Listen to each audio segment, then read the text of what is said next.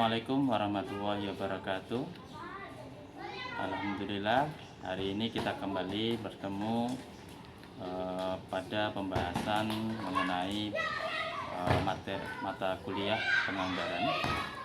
Dalam mata kuliah penganggaran, pada video kali ini kita akan membahas mengenai sales forecasting.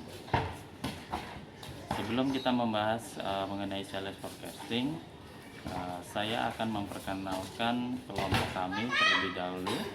Yang pertama yaitu saya sendiri, Muhammad Ferry Handoko. Kemudian ada Lucy Apriliani. Kemudian yang ketiga ada Ismi Fatika. Kemudian yang keempat ada Koko Hairul Falah. Kemudian yang kelima ada Bunga Lestari. Kemudian yang keenam ada Rally. Baik, langsung saja kita akan membahas mengenai sales forecasting, atau dalam bahasa Indonesia dikenal dengan peramalan penjualan. Sales forecasting merupakan proses memperkirakan penjualan di masa depan dengan menggunakan data histori atau tren pasar, kondisi ekonomi hingga strategi perusahaan. Peramalan ini penting karena dapat menjadi dasar dalam perencanaan kegiatan operasional dan strategi bisnis ke depan. Tanpa sales forecasting, perusahaan bisa kewalahan, entah karena overstock saat permintaan turun atau kekurangan stok saat permintaan melonjak. Maka dari itu, perusahaan membutuhkan proses perencanaan dan pengendalian yang baik. Salah satunya melalui sales forecasting agar tujuan perusahaan dapat tercapai secara lebih terarah dan efisien. Materi selanjutnya adalah pendekatan dan metode kuantitatif dalam peramalan. Sales forecasting juga tidak bisa dipisahkan dari analisis data. Salah satu pendekatan yang digunakan adalah pendekatan matematis, seperti persamaan regresi linier sederhana dengan rumus Y sama dengan A ditambah BX, di mana Y adalah penjualan yang diprediksi, A adalah konstansa, B adalah koefisien atau parameter tren, dan X adalah waktu. Selain itu, ada juga metode moving average dan exponential smoothing yang digunakan untuk melihat pola penjualan berdasarkan data masa lalu. Setiap metode memiliki keunggulan dan tantangan masing-masing. Yang penting, datanya harus akurat dan relevan, agar hasil ramalan mendekati kenyataan. Meskipun rumusnya terlihat teknis, intinya adalah kita bisa memetakan pola penjualan dan mengantisipasi perubahan di masa depan. Lalu berikutnya ada teknik dan jenis sales forecasting. Sekarang mari kita bahas teknik-teknik dalam sales forecasting. Ada 3 pendekatan utama. Yang pertama, teknik berdasarkan pendapat. Misalnya dari tim sales atau pakar industri. Ini disebut kualitatif forecasting.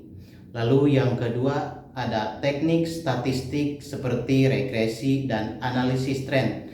Ini masuk ke kuantitatif forecasting.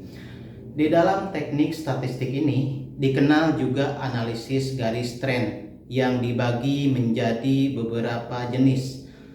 Garis tren bebas, garis tren metode setengah rata-rata, dan garis tren kuadrat terkecil. Lalu yang ketiga adalah analisis industri, produk, dan penggunaan akhir. Ketiganya bertujuan untuk melihat penjualan dari perspektif lebih luas.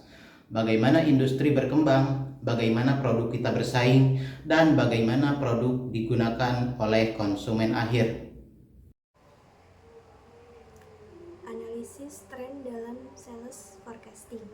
Dalam menerapkan sales forecasting, perusahaan sering menggunakan tren analisis. Analisis ini dilakukan dengan melihat data penjualan dari waktu ke waktu. Untuk mencari pola yang bisa digunakan memprediksi masa depan, ada 2 metode umum yang digunakan adalah tren bebas dan tren setengah rata-rata. Tren bebas hanya melihat arah umum penjualan, sementara tren setengah rata-rata lebih sistematis. Data dibagi 2 kelompok, dihitung rata-ratanya, lalu dirumuskan dalam persamaan tren.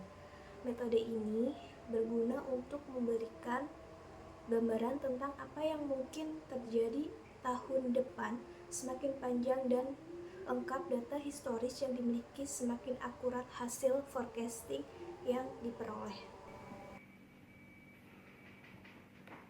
Faktor-faktor yang mempengaruhi sales forecasting.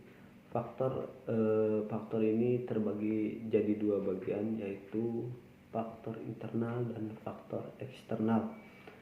Yang mana faktor internal sendiri meliputi data penjualan tahun sebelumnya, kebijakan promosi, strategi distribusi, serta modal dan fasilitas yang dimiliki perusahaan. Yang kedua yaitu faktor eksternal. Faktor eksternal bisa berupa kondisi pasar, kompetitor, pertumbuhan penduduk, serta tren konsumen, bahkan kondisi ekonomi global. Semua faktor ini harus kita pertimbangkan hati-hati agar ramalan penjualan tidak asal-asalan. Sebagai contoh, misalkan seperti ini, adanya kompetitor atau pendatang baru yang mana mereka menawarkan dengan harga lebih murah, tentu akan mempengaruhi permintaan terhadap produk yang kita tawarkan. Maka sales forecasting tidak hanya melakukan berdasarkan data lama, tapi juga harus melihat kondisi yang sekarang. Periode dan komponen dalam perencanaan sales forecasting. Terakhir, mari kita lihat bagaimana perencanaan sales forecasting dibagi berdasarkan jangka waktunya. Ada dua jenis, yaitu jangka panjang dan jangka pendek. Sales forecasting jangka pendek biasanya disusun untuk periode harian, mingguan, atau bulanan, cocok untuk operasional rutin. Sementara itu, jangka panjang disusun untuk strategi tahunan atau lebih, seperti ekspansi pasar atau pengembangan produk baru. Dalam menyusun forecast, ada beberapa komponen penting, yaitu strategi perusahaan, evaluasi tren masa lalu, dan proyeksi pasar ke masa depan. Forecast ini akan menentukan berbagai kebijakan seperti jadwal produksi, pembelian bahan baku, pengaturan gudang, hingga rencana pemasaran. Maka dari itu, sales forecasting adalah bagian penting dalam kesuksesan bisnis jangka panjang.